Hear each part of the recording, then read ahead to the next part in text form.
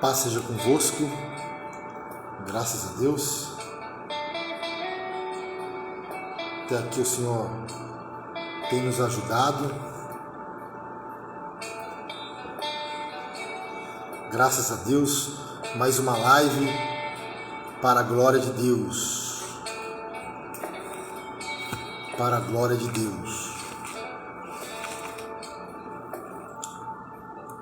Nós falamos na live anterior sobre o nascimento de Cristo, né, que quando ele nasce ali, os magos vão até Jesus e eles ofertaram ali presentes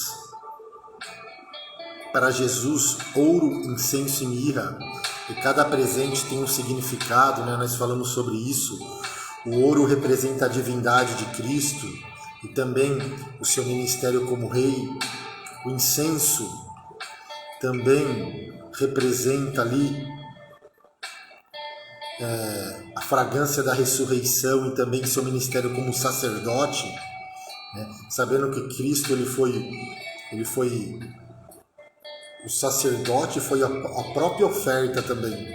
E também mirra, né? Ouro, incenso e mirra. Mirra representa também a fragrância da morte e o ministério de profeta, né? Profeta que foi ferido. Então aqueles presentes que os magos ofertaram a Jesus tinham esses significados, né? Então eles espiritualmente estavam reconhecendo a divindade de Cristo, Jesus plenamente homem, plenamente Deus, né? E reconheceram a crucificação e a ressurreição de Jesus. E o Evangelho é isso, né? As boas novas que Paulo fala, que lá está em 1 Coríntios, capítulo de número 15. Vamos lá. Vem comigo. 1 Coríntios capítulo 15 diz assim: E também vos notifico, irmãos, o evangelho que já vos tenho anunciado, o qual também recebeste, e no qual também permaneceis. O segredo é permanecer. Recebeu, agora permanece. Permanece no propósito, permanece em servir a Deus, permanece em seguir a Jesus, permanece, amado, permanece na presença. Olha só, também recebeste, no qual também permaneceis. Então o segredo está em permanecer. Para permanecer aonde? Na presença de Deus. Permaneça na presença, permaneça no Evangelho, permaneça em continuar servindo a Deus, porque nós estamos aqui para dois significativos propósitos: servir e esperar, servir e esperar, servir e esperar o arrebatamento da igreja. Maranata, Maranata, ora vem, Senhor Jesus. Prossigamos. Pelo qual também sois salvos. Somos salvos pelo Evangelho. Se o retiverdes, tal como vos tenho anunciado, e não é que crestes em vão, porque primeiramente vos entreguei, o que também recebi, que Cristo morreu por nossos pecados, morreu por nossos pecados, segundo as Escrituras, e que foi sepultado e que ressuscitou ao terceiro dia, segundo as Escrituras, e que foi visto por Cefas e depois pelos 12. Depois foi visto uma vez por mais de 500 irmãos, dos quais vives ainda, a maior parte, mas algum já dorme. Então esse é o Evangelho, né? A crucificação, a ressurreição de Jesus. Então nós falamos, né, sobre que Cristo é plenamente homem, plenamente Deus, assim como a arca, né? A arca que tinha tampa ali, o propiciatório, que ficava no Santo dos Santos, e o sacerdote uma vez ao ano, né, no dia da expiação, entrava no Santo dos Santos ali, aspergia sangue ali no propiciatório. E a arca ali também, a arca ela era revestida de ouro, ela era de madeira, né, se não me falha a memória, de acácia, mas ela era de madeira e revestida de ouro, que também é uma tipologia de Cristo, a arca. A madeira fala da humanidade de Cristo e o ouro fala da divindade de Cristo. Então Cristo plena em uma Jesus, né? Em uma pessoa só, né? Jesus como pessoa. Então Jesus era plenamente Deus e plenamente homem. Plenamente Deus e plenamente homem. Então nós podemos ver, né, Cristo, ele nasce em Belém porque havia uma profecia lá em Miqueias. Nós podemos ver, olha como que Deus está no controle de todas as coisas. Nós sabemos que as profecias, algumas profecias já se cumpriram, outras estão se cumprindo e outras se cumprirão, né? Em relação ao arrebatamento da igreja, o próprio Jesus prometeu, é uma promessa de Jesus. João capítulo 14, versículo 1, 2, né? Então Jesus prometeu, mas vamos devagar aqui. Miqueias, olha só. Miqueias, capítulo de número 5, profeta menor. Deus abençoe Sidney, Rodrigo. Vamos se alimentar da palavra. Olha só que palavra aqui, ó. Miqueias. Deixa eu achar Miqueias aqui. Achei. Miqueias capítulo 5.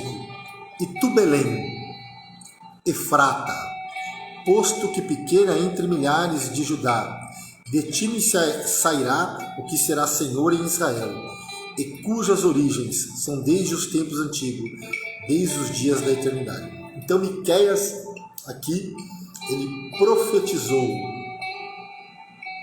ele vaticinou o local que Jesus iria nascer, em Belém. E ele nasceu em Belém. Shalom, Leandro, Deus abençoe. Presbítero Leandro, homem de Deus, pregador da palavra. E nós podemos ver aqui que, então, Miqueias ali, ele profetizou, vaticinou o local. Então Jesus, ele nasce em Belém. Ele nasce em Belém. Depois nós sabemos que depois Herodes procura o menino para matar. Eles vão para o Egito, mas antes de ir para o Egito, Deus ali providenciou ali, os magos, né, foram adorar o menino, ofertaram ouro, incenso e mirra. Isso serviu para custear, né, a viagem, né, para manter ali Maria e José. Então Deus proveu, olha para você ver, proveu através dos presentes dos magos ali, né, a viagem. Então, nós podemos ver que Deus é o Deus provedor. Então, eles foram para o Egito, mas Deus ali usou provavelmente os presentes dos magos ali para custear a viagem ali de Maria, de José e de Jesus, né, recém-nascido. Mais ou menos, porque na verdade, no momento que Jesus nasce, quando Jesus nasceu, que está lá em Lucas, que os anjos ali houve um coral, e as primeiras pessoas que viram Jesus não foram os magos, foram os pastores, que o anjo falou assim, o sinal vai ser que ele vai estar em volta de um pano e ele vai estar na manjedoura. Quer dizer, não foi no palácio, foi na manjedoura. Né? E os pastores foram ali, acharam um menino ali, como os anjos disseram, na manjedoura, né? Não foi no palácio, foi na manjedoura. Aí depois, provavelmente, Jesus tinha uns 2 anos, aí os magos Depois que a Bíblia fala que ele estava na casa, ele não estava mais na manjedoura. Então primeiro foram os pastores que viram o menino e depois foram os magos, né? Que nós falamos dos presentes do mago, né? Que eles ofertaram ouro, incenso e mirra, né? Que ouro representa a divindade de Jesus, né? A mirra representa a fragrância da ressurreição, né? O incenso, quer dizer, representa a fragrância da ressurreição, e a mirra, a fragrância da sua morte. Então os presentes têm todo esse significado, né? O ouro representa o ministério de Jesus como rei, a mirra como profeta, e o incenso, o ministério sacerdotal de Jesus, né? Jesus é nosso sumo sacerdote. E ele nos fez hoje, né, reis e sacerdote. E a igreja ainda continua com o ministério profético, amado. Com o ministério profético. E hoje, como nós podemos ouvir a voz de Deus hoje na terra? Através da palavra de Deus. Através da palavra de Deus. Deus fala através da sua palavra. É claro que nós somos crentes pentecostais. E ser crente pentecostal, a gente fala, crente, muitas vezes a gente tem essa... Quando a gente fala, sou crente pentecostal, a gente pensa que é só gritaria, reteté. Não. É claro que tudo isso, mover do Espírito Santo na igreja ali, traz ali um avivamento. Mas ser crente pentecostal significa acreditar na atualidade dos dons espirituais. É isso, porque existem os cessacionistas, né? Até nós estamos aprendendo aí, né? Cessacionistas.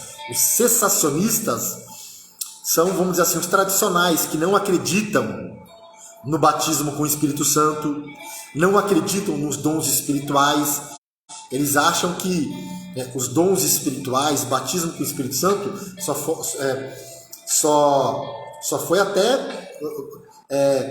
foi para os apóstolos. Mas não, né, meus irmãos? Nós acreditamos na atualidade dos dons espirituais. Nós acreditamos, né, no batismo com o Espírito Santo, no dom da palavra da sabedoria, da ciência. Nós acreditamos, né? Então, isso é ser crente pentecostal, é acreditar na atualidade dos dons espirituais. Por isso que a marca da Assembleia, a nossa marca, nós podemos ver, é aquele velho esboço. Jesus cura, Jesus salva, Jesus batiza com o Espírito Santo, e breve voltará, amém? E breve voltará. Então isso é ser um crente pentecostal, é acreditar no arrebatamento da igreja, na volta iminente de Cristo. E o arrebatamento, quando nós falamos de arrebatamento, o próprio Senhor Jesus foi que fez essa promessa. E aonde está? João capítulo 14, vamos lá, olha aqui. João 14. O arrebatamento da igreja. Então Jesus ele vai voltar. Ah, tem um detalhe aqui. Não é que nós cremos, mas nós cremos porque vamos dizer assim, é a visão que mais tem base bíblica, né? Nós cremos na volta de Jesus antes do período tribulacional, antes da manifestação do anticristo. Nós cremos no arrebatamento da igreja antes dos 7 selos, antes das 7 trombetas e antes das 7 taças.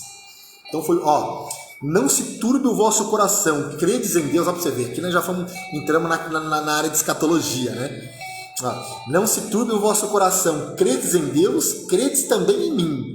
Na casa de meu pai há muitas moradas. E se não fosse assim, eu lhe teria dito, pois vou preparar-vos lugar. E se eu for e vos preparar lugar, virei outra vez e vos levarei para mim mesmo, para que aonde eu estiver, estejais vós também. Então, nós não podemos deixar essa promessa apagar do nosso coração. Nós não podemos deixar essa promessa apagar do nosso ministério. Nós não podemos deixar essa promessa apagar na igreja. E a Bíblia fala, não é verdade? O fogo arderá continuamente no altar e não se apagará. Não se apagará. Então não deixe essa promessa se apagar na tua vida, na igreja. Não deixe. E que promessa que é? a volta iminente de Cristo, o arrebatamento da igreja, né? Então, Jesus vai voltar. Então nós temos que ter esse sentimento, amado. Não podemos perder esse sentimento. Que sentimento? Da volta de Cristo em qualquer momento, num piscar de olhos. Então, eu até coloquei aqui, olha que interessante aqui, ó. Isso aqui, nós temos que até marcar isso aqui, ó. Repita comigo: essa é a minha sentença de fé. Essa é a minha sentença de fé. Eu creio que Jesus vai voltar. Vou repetir: essa é minha sentença de fé. Eu creio que Jesus vai voltar. Eu creio que Jesus vai voltar. Então essa é a razão da nossa fé.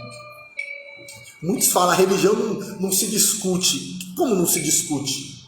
Não, calma aí, né? Judas vai falar, vamos ver? Olha o que o Judas fala. Judas vai dizer que nós temos que batalhar pela fé que foi dada aos santos. Olha aqui, ó. Judas, capítulo, né, só tem um, versículo 3, olha só. Né? Então nós temos que ter essa fé no corpo de doutrina.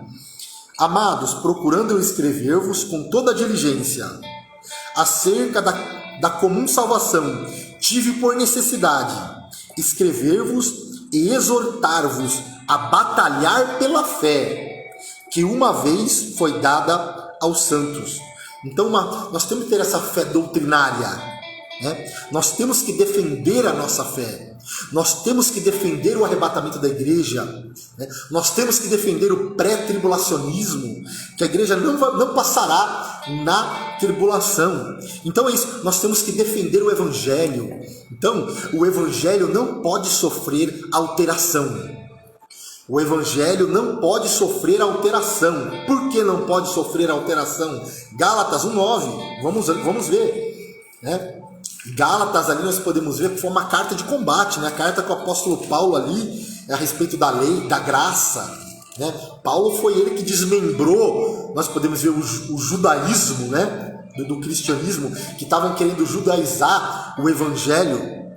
E Paulo ele fala, 1:9, ó: assim como já vos dissemos agora, de novo, também vos digo, se alguém vos anunciar um outro evangelho, além do que já recebeste, seja anátema. Olha que lindo. Se alguém vos anunciar um outro evangelho, um evangelho da porta larga, um evangelho da prosperidade, um evangelho sem renúncia, um evangelho sem compromisso, um evangelho sem propósito, um evangelho sem cruz, porque não existe salvação sem cruz.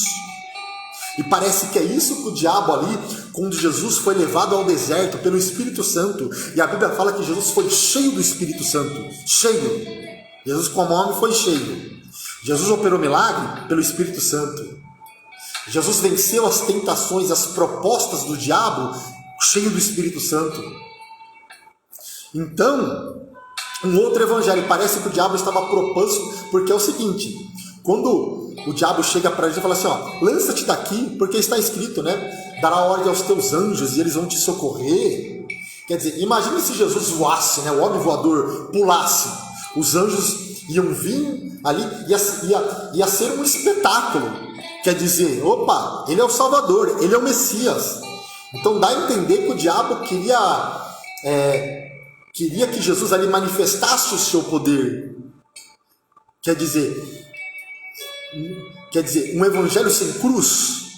Não, deixa esse negócio de cruz aí, ó, lança-te daqui, fazendo uma conjectura. Imagina os judeus, né, quando presenciassem aquela cena, Jesus pulando, os anjos, né, ia ser um espetáculo. Mas o evangelho não é show, o evangelho não é espetáculo. O evangelho é renúncia, o evangelho é compromisso, o evangelho é cruz.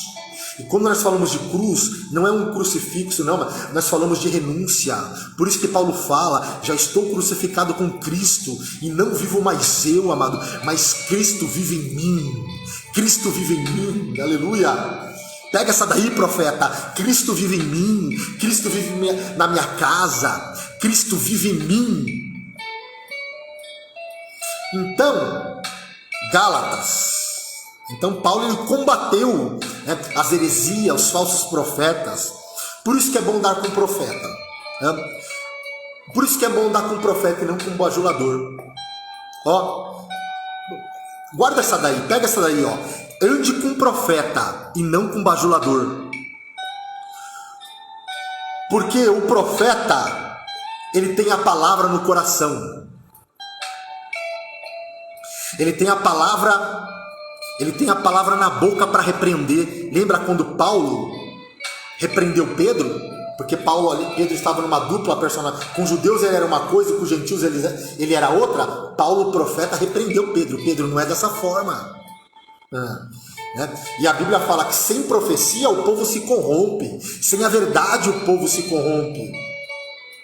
Então, profeta sim, bajulador não. Porque bom é Deus. Lembra quando chegou aquele jovem até Jesus? Nossa, bom mestre, né? Eu queria bajular Jesus. Opa, ó, bom é Deus. Bom é Deus. Então, se alguém pregar um outro evangelho, e vem no meu coração, lembra quando Davi errou, Davi pecou, ele foi na ilha de Araúna, né? E a Bíblia fala ali que o dono daquela terra falou: Davi, tá aqui os bois, tá aqui a lenha, tá aqui tudo para você oferecer sacrifício ao Senhor. Davi falou assim: não oferecerei ao Senhor holocausto, sacrifício que não me custe nada, eu quero pagar o preço. Então Paulo fala: se alguém pregar um outro evangelho, um evangelho materialista, como estão pregando aí, amado, as pessoas estão pregando um outro evangelho, essas igrejas neopentecostais, um outro evangelho, um evangelho materialista, onde que prende as pessoas nas coisas da terra. Mas o verdadeiro evangelho, amado, fala para mim, fala para nós: buscai as coisas que são de cima e não as coisas que são da terra. Então Paulo ali combateu ali as heresias. E é interessante, então o evangelho é isso. O evangelho é compromisso, é renúncia. Em Gálatas fala que Cristo ele nasce na plenitude dos tempos. Capítulo 4, versículo de número 4, mas vindo a plenitude dos tempos, quer dizer, Jesus nasce no período certo, no momento certo, né? Então nós podemos ver que o Antigo Testamento, até comentei, o Antigo Testamento foi a preparação de Jesus, os Evangelhos, a manifestação de Jesus, as cartas paulinas e gerais, a explanação de Jesus, e Apocalipse, a consumação de Jesus. A consumação. E é interessante quando Paulo fala que Cristo ele nasceu na plenitude dos tempos. Nós podemos ver que até no período interbíblico, né, de Malaquias a Mateus, ali, né, que mesmo naquele que a gente fala, né, que é os 400 anos, que é o período interbíblico, onde foram escritos os livros apócrifos, mas nesse período interbíblico, quando fala que Deus não... né, o silêncio profético de Deus, né? Deus não levantou nenhum profeta, mas Deus não deixou de trabalhar. Eu até coloquei assim, que Deus trabalha nos bastidores, porque nesses 400 anos, né, no período interbíblico, Deus trabalhou também. Não levantou nenhum profeta, né? Mas Deus trabalhou. Então, mesmo, olha que eu aprendo aqui uma lição, olha que ponto. No período interbíblico, mesmo em tempo de silêncio divino, no qual Deus não usou profetas, e não houve registro da palavra divinamente inspirada, ele não deixou de agir, preparando e encaixando todas as peças da história humana que iriam desencadear na vinda do Messias, e para que se cumprisse Gálatas 4:4. Olha só. Então, quando o nosso Jesus nasceu, né, no período, na Pax Romana que fala, né? Quando Jesus nasceu, diz na plenitude dos tempos. Então, amado, Deus está no controle de todas as coisas. Deus estava ali preparando, né? Preparando o caminho, preparando o momento para o nascimento de Jesus. Então, quando Jesus nasce na plenitude dos tempos, no tempo certo, então olha aqui, ó.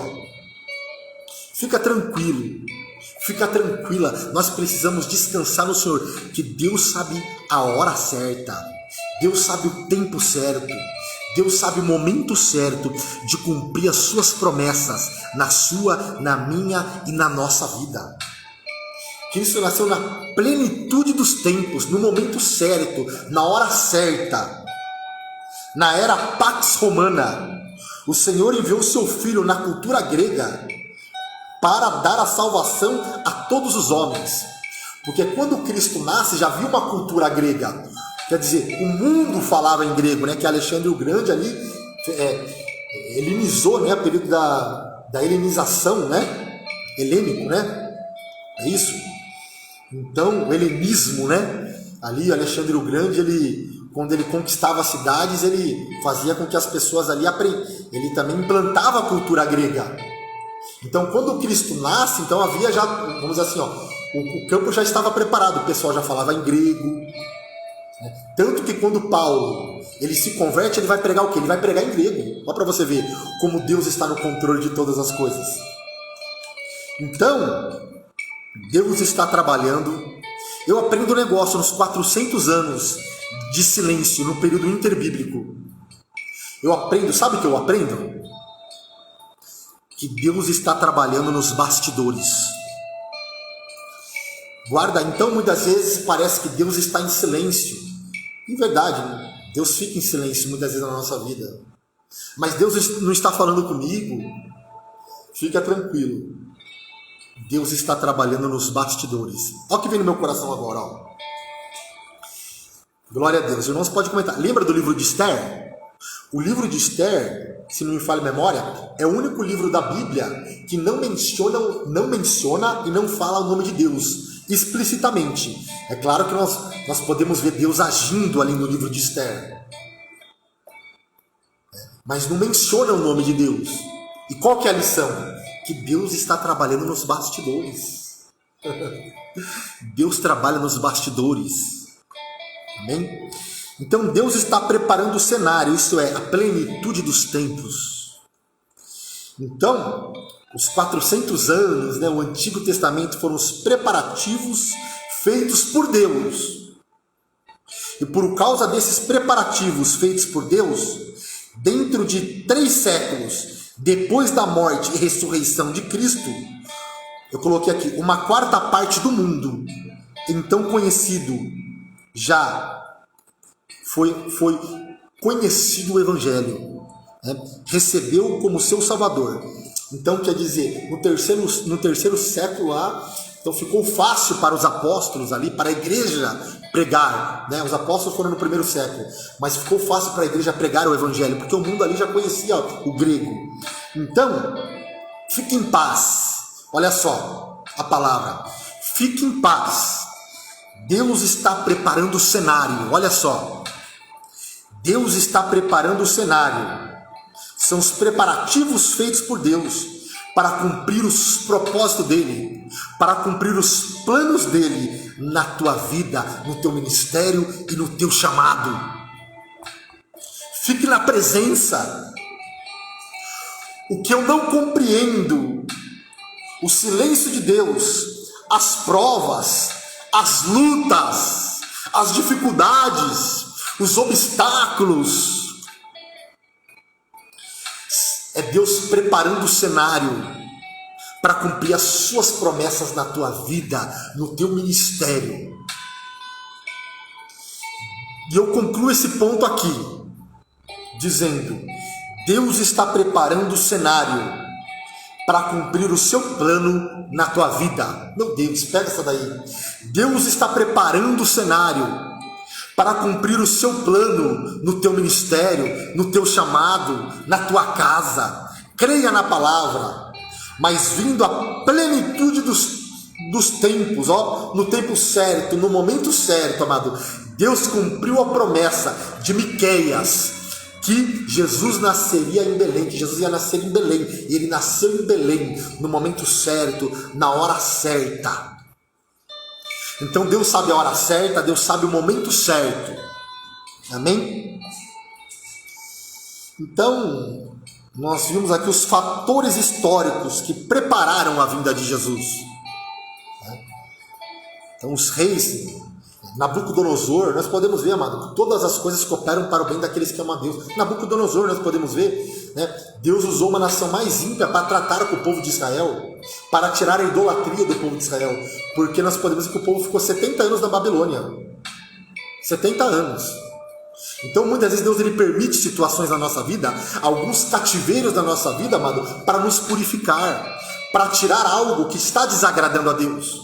O povo foi para a Babilônia, ficou 70 anos. 70 anos. Mas depois de 70 anos, amado, olha só, quando o povo se arrepende, como o povo estava com saudade da sua pátria, Deus ali levanta os medos persas, Ciro ali, e autoriza, né, o regresso, a volta do povo. E quando Deus ali, amado, foi lindo isso, quando Deus cumpriu a promessa, o retorno, quando o povo está voltando para Jerusalém, depois de 70 anos, ó, quando Deus restaurou a sorte de Sião, quando Deus restaurou o povo, quando houve uma restauração, porque Deus ele restaura, amado, Deus ele restaura, Deus é um Deus que restaura. Olha onde Deus me leva agora, em Pedro pecou, negou 3 vezes, falou que até o final, Senhor, eu vou contigo. Ele falou, peraí, Pedro, antes que o galo cante, você me negará 3 vezes. Então Pedro falhou, Pedro errou. Mas quando Jesus, né, após a sua crucificação e a sua ressurreição, quando ele ressuscitou, Maria Madalena, que foi a primeira mulher, a primeira pessoa a ver Jesus ressurreto, né? Ao ver Jesus ressurreto, foi a primeira pessoa, né? E a Bíblia fala que quando ela ressuscitou, os anjos falam para ela, naquele momento, quando ela estava no sepulcro, fala assim, ó, avisa os discípulos e avisa a Pedro, que eu vou encontrar eles lá na Galileia. Avisa Pedro. E Pedro estava pescando, nós sabemos a história. Jesus foi ali e restaurou o ministério de Pedro, assim como restaurou o povo de Israel.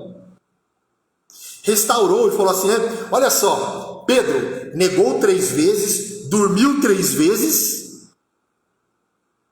e Jesus fez 3 perguntas para eles, falou assim, Pedro, tu me amas? Pedro, tu me amas? Senhor, eu te amo. Pedro, tu me amas? O Senhor sabe tudo, sabe que eu te amo. Então Jesus restaurou o ministério de Pedro. Restaurou. Então nós podemos ver que quando Deus restaurou a sorte de Sião, restaurou o povo de Israel, olha só, Salmos de número 126, vem comigo, olha só, Deus ainda realiza sonhos, amado, Deus ainda restaura, e quando o povo cumpriu a sua promessa, amado, quando Deus permitiu que o povo voltasse, e usou Ciro ali para restaurar o povo. Mas antes de Salmo, olha aqui, ó, Isaías. Olha que interessante, Isaías. Olha quem que Deus usou, ó. Deus usou não era nem judeu. Olha quem que Deus usou. Isaías 43, é isso? Achei, 45. Assim diz o Senhor ao seu ungido a Ciro, a quem tomam pela sua mão direita, para abater as nações diante da sua face. Eu soltarei os lombos dos reis, para abrir diante deles as portas. Ó, Deus abriu as portas, aleluia, ele tem a chave, e a porta que ele abre, ninguém fecha, que ele fecha, ninguém abre, ele tem as portas, mas nesse texto está falando que ele abriu as portas. E as portas não se fecharão. Vai recebendo aí a palavra. As portas não se fecharão. Eu irei adiante de ti. Endireitarei os caminhos tortos. Quebrarei as portas de bronze e despedaçarei os ferrolhos de ferro. Era a promessa já de Isaías, ó. Anos antes, amado. Ciro não havia nem nascido ainda, amado. Deus já estava chamando Ciro pelo nome. As portas de bronze significa portas pesadas, mas Deus vai abrir. Deus está falando assim, as portas são de bronze, as portas são pesadas, mas eu vou abrir. As portas de bronze, o Senhor tem a chave de Davi. os ferrolhos. Promessa de Deus, amado. Qual que era a promessa? Deus vai despedaçar os ferrolhos. Ferrolho era usado para travar as portas. Quer dizer, alguém, para impedir o progresso de alguém, prender alguém. Para isso que serviu os ferrolhos. Então, a promessa de Deus para a sua vida é: tudo que quer te impedir, amado, tudo que quer te impedir, tudo que quer te atrapalhar, amado, Deus está despedaçando em nome de Jesus. Aleluia. Então o povo volta. E quando o povo volta, amado, para Jerusalém, a primeira coisa que o povo faz, amado, é restaurar a adoração, é levantar o altar. Olha só, meu Deus. Eles levantam o altar ali, restauram a adoração e vão adorar o Senhor. É isso. E me lembra de Abraão. Aonde Abraão chegava, ele levantava o altar, amado. Porque Deus tem compromisso com crentes de altar. Porque no altar, olha que interessante, no altar, quem aparece é Deus. No altar o homem desaparece, quem aparece é Deus. Quando nós vamos para o altar, que significa quando nós vamos para a presença, quando nós vamos para a oração, amado, é Deus que aparece. Isso significa que nós somos totalmente dependentes de Deus. Eu tenho aprendido uma coisa, por isso que Deus levou o povo para o deserto. Não levou o povo para o deserto? O povo ficou 40 anos, mas o que não faltou para o povo? Olha só, não faltou a nuvem de dia para guiar, não faltou a coluna de fogo à noite, e não faltou maná, e não faltou a pedra, que é Cristo. A cada dia, amado, Deus enviava a porção necessária. No deserto, Deus cuidou do povo. E muitas vezes Deus nos leva para desertos, amado. Sabe para quê? Para que nós aprendamos a ser dependentes de Deus. Para que nós aprendamos, amado, que nem só de pão viverá o homem, mas de toda a palavra que sai da boca de Deus. Era a cada dia. E Deus falou: o negócio é o seguinte, não adianta guardar o maná para o dia seguinte, não. Porque se guardar o maná para o dia seguinte, o maná vai apodrecer e vai virar bicho. Não, o dia de amanhã eu vou prover. O que significa isso, amado? Que Deus, ele quer que a cada dia nós sejamos dependentes de Deus. Por isso que Jesus ensinou na oração do Pai Nosso: pão nosso de cada dia. Não pão nosso de amanhã, não. Pão nosso de cada dia nos dai hoje. Fica tranquilo, fica tranquila. A cada dia, Deus tem uma porção para cada dia da nossa vida. A Bíblia fala: não vos inquieteis com o dia de amanhã. Não se inquieteis com o dia de amanhã, mas buscar em primeiro lugar o reino de Deus e a sua justiça. E todas essas coisas, vestes, alimentos, vos serão acrescentados.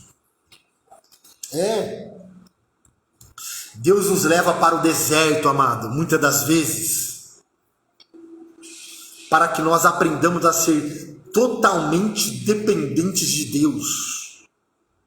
Nós podemos ver Jó, o deserto de Jó, enfermidade, perdeu filho, perdeu riqueza. Jó, da noite para o dia, dormiu rico e acordou pobre, vamos dizer assim. Mas Deus, Jó aprendeu no deserto, amado. Jó falou assim: antes os meus ouvidos só ouviam, agora os meus olhos te veem. Então muitas vezes o deserto, amado, eu não sei qual o deserto que você está passando, o deserto que nós estamos passando, mas muitas das vezes o deserto é permissão de Deus na nossa vida para nos amadurecer, para amadurecer o nosso chamado, para amadurecer o nosso ministério, para amadurecer a nossa vida. Para isso que vem o deserto. E pode ter certeza que você vai sair desse deserto vitorioso. Você vai sair desse deserto, sabe como, amado? Cheio do Espírito Santo de Deus. Foi assim que Jesus, amado, saiu do deserto.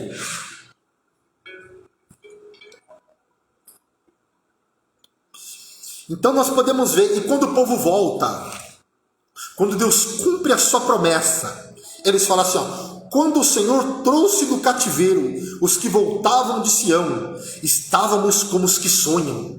Imagine, o povo no cativeiro 70 anos. Deus libertou o povo, amado. Ele tira do cativeiro. Ele tira do cativeiro, amado. Eu não sei qual que é o cativeiro, né, que você está passando, mas Ele tira do cativeiro, que nem nós lemos. Eu irei adiante de ti, quebrarei as portas de bronze, os ferrolhos de ferro. Então, eu aprendo uma coisa aqui. Então a nossa boca se encheu de riso e a nossa língua de cânticos. Eu até comentei olha só, de cânticos aqui. Eu até comentei no culto hoje aqui, né, no ponto de pregação, eu comentei que o Salmo 136, Salmo 136, foram 26 versículos. A Bíblia fala assim, o salmista, os levitas, né? Salmo 136, eles começam a louvar o Senhor e eles repetem o refrão 26 vezes assim, ó. O Senhor é bom e a sua benignidade dura para sempre. Versículo 1, os 26 versículos, pode ver lá, se não me falha a memória. O Senhor é bom e a sua benignidade dura para sempre. Sabe por que nós estamos aqui? Porque o Senhor é bom e a sua benignidade dura para sempre. E você quer saber de uma coisa? Ó, Deus é nosso dono por 3 motivos. Por 3 vezes Ele é nosso dono. Você tem um dono, amado. Eu tenho um dono. A igreja tem um dono. Sabe por quê? Olha só. Ele é nosso dono por criação. Ele nos criou. Gênesis ali, capítulo 1, capítulo 2, capítulo 3, ele fala da criação do céu, da terra e do homem. Façamos o homem, né, a nossa imagem, conforme a nossa semelhança. Deus criou o homem, Deus formou o homem.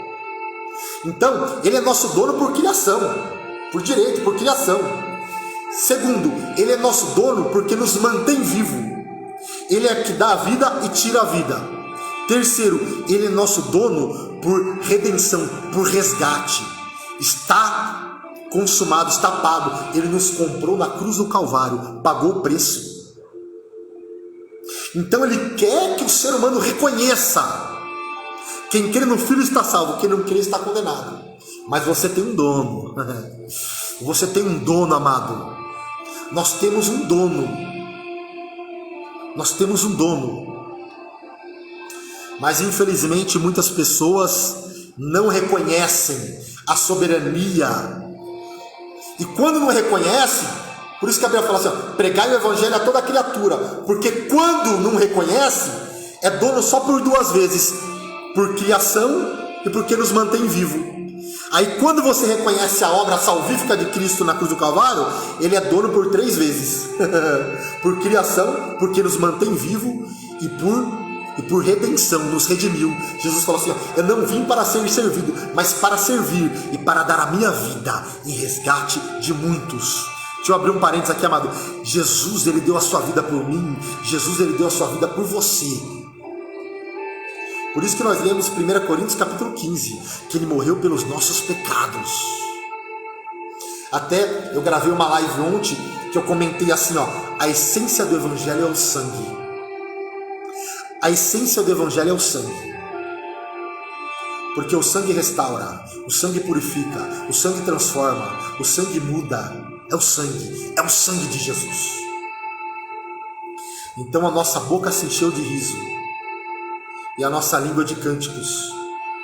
Então se dizia entre as nações: grandes coisas fez o Senhor a estes. Grandes coisas fez o Senhor por nós. Ó, por nós, amado. Grandes coisas fez o Senhor por nós. Por isso estamos alegres. Aqueles estavam saindo da Babilônia e indo para Jerusalém. Mais ou menos quase 900 quilômetros.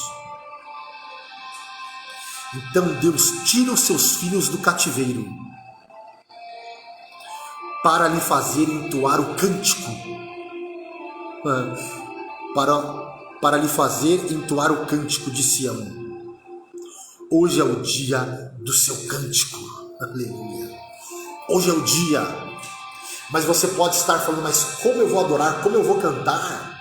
Se eu estou na prova, se eu estou na luta, se eu estou enfermo, se eu estou no deserto. Mas o verdadeiro adorador, meu Deus, eu estou indo no livro aqui, e o verdadeiro adorador, vem para Abacuque comigo, vem comigo aqui em Abacuque. O verdadeiro adorador, amado, ele não adora só quando tudo vai bem, não. O verdadeiro adorador, ele adora quando ele também não compreende, não entende o propósito de Deus. Lembra que Jesus falou para Pedro, Pedro, o que eu faço agora você não entende, mas lá na frente você vai entender. E Abacuque também não estava entendendo não estava entendendo nada. Como que o Senhor vai usar uma nação mais ímpia para tratar com o seu povo? Mas Abacuque, mesmo não entendendo a situação, o porquê, ele sabia de uma coisa. Olha só, deixa eu achar Abacuque aqui. E Deus falou com Abacuque. Vem comigo aqui, palavra poderosa. Miqueias, Abacuque, achei. Ó, no capítulo 1, Abacuque está questionando a Deus. Por que, Senhor? Até quando, Senhor, clamarei? Capítulo 1 é o capítulo dos questionamentos. Até quando, Senhor? Por esta causa a lei se afrouxa. Então ele está questionando a Deus, porque ele não estava entendendo como que Deus usa a perversa Babilônia para tratar com Israel. Então ele está questionando. E às vezes nós não entendemos também, meus irmãos? Mas aí, Abacuque, no capítulo 2, olha só, ele queria uma resposta. Ele fala assim, sobre a minha guarda estarei, quer dizer, atalaia.